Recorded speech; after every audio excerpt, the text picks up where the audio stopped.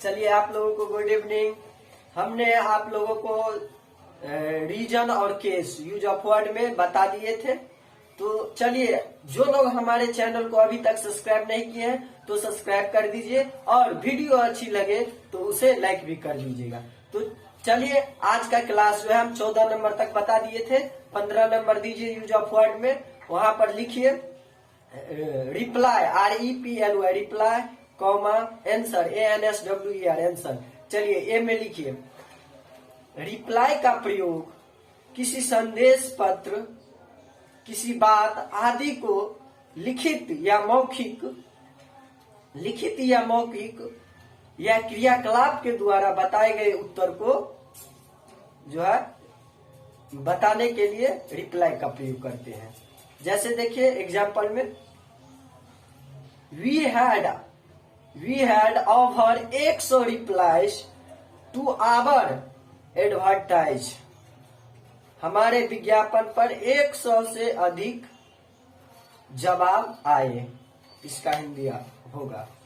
तो देखिए रिप्लाई का प्रयोग जो हम किसी संदेश पत्र, जैसे मान लीजिए अभी हम मोबाइल में मान के चलिए हम ये वीडियो बनाए, कोई रिप्लाई देगा हमारे बताए हुए बात पर। अगर किसी को नहीं समझ में आया तो कोई जवाब देगा ना, रिप्लाई लिखेगा तो उसका जो हम रिप्लाई देंगे तो उसी को हम रिप्लाई कहते हैं, जिस प्रकार अभी बताए थे। तो चलिए नंबर बी में दीजिए आप आंसर, ANSWER आंसर। आंसर का प्रयोग प्रश्न, परिस्थिति आदि को लिखित या मौखिक उत्तर बताने के लिए होता है। जैसे देखिए एग्जाम्पल में, he has given the answer of this question. उन्होंने इस सवाल का जवाब दिया, इसका आंसर होगा। समझ गए? तो चलिए अब आगे जो है 16 नंबर दीजिए। 16 नंबर में लिखिए जगह खाली नहीं है, सीट नहीं है आदि को बताने के लिए नो रूम का प्रयोग होता है। NOROOM room. जैसे देखिए किसी ट्रेन में हम जाते हैं, वहां पर सीट नहीं रहता है, पूछता है तो बोलते हैं हम सीट नहीं है। उसी को इंग्लिश में बोलेंगे तो नो रूम बोलेंगे, तो मतलब सीट नहीं है। या कहीं जगह खाली नहीं है, वहां पर भी हम नो रूम बोलेंगे तो जगह खाली नहीं है। एग्जाम्पल में लिखिए दिस इज नो रूम। इसका हिंदी होगा जगह खाली नहीं है। तो चलिए ये भी हो गया। आप नंबर 17 दीजिए।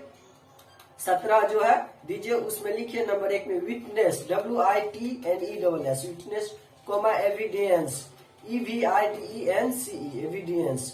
चलिए नंबर ए में लिखिए विटनेस का प्रयोग गवाह के अर्थ में व्यक्ति के लिए होता है। देखिए विटनेस का प्रयोग जो है ना, गवाह के अर्थ में व्यक्ति के लिए होता है। अगर कोई चोरी कर लिया तो देखा तो उसका जो गवाह रहा तो हम बताते हैं कि ये गवाह है।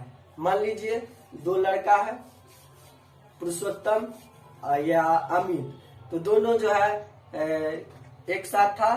पुरुषोत्तम का कुछ चोरी हो गया तो अमित ने देखा, तो अमित क्या हुआ, वह गवाह है, उस चोरी का अमित गवाह है। जैसे एग्जाम्पल में देखिए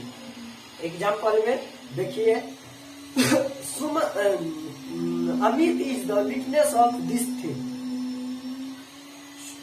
अमित जो है इस चोरी की गवाह है। इसका हिंदी होगा। समझ गए? तो चलिए अब जो है नंबर बी में एविडेंस लिखिए। एविडेंस का प्रयोग सबूत या साक्ष्य के अर्थ में वस्तु के लिए होता है।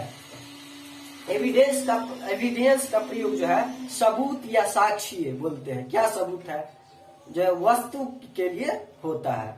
समझिए? तो देखिए जैसे एग्जाम्पल में देखिए the watch of the thief in the evidence of this theft, THEFT theft. इसका हिंदी होगा इस चोरी के सबूत में चोरी की घड़ी। जैसे कोई चोरी हो गया कि कहीं पे, मान के चलिए चोरी किया गया चोर द्वारा, चोर का घड़ी खुल के गिर गया, तो वह सबूत जो है चोर का वहां पे रह गया। समझे? तो इस प्रकार से जो है एविडेंस का प्रयोग करते हैं। तो हम जो है आज का क्लास यहीं पर समाप्त करेंगे। अगले क्लास भी हम आप लोगों को देंगे, जो है यूज ऑफ वर्ड में लास्ट क्लास रहेगा। तो चलिए, तब तक के लिए खुश रहे, मस्त रहे, और मिलते हैं आपके साथ अगले क्लास में।